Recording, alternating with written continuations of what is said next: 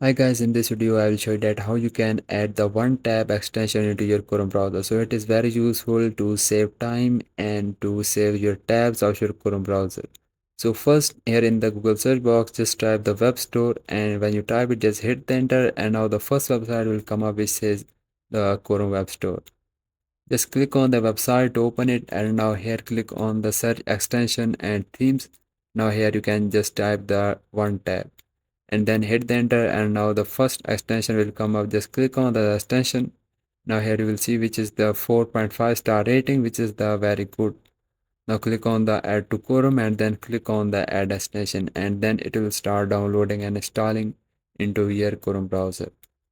So now you have to just click on this pin icon and the extension icon to pin this extension into your Chrome browser. Just click on this pin icon and then it was pinned. Just click on this extension and then click on the allow, and then here you can save many tabs of your Chrome browser, and it is very useful to save time and to save many tabs. So guys, if this video is helpful for you, so please like it, also do subscribe to our channel, and I will see you guys in the next video. Have a wonderful day.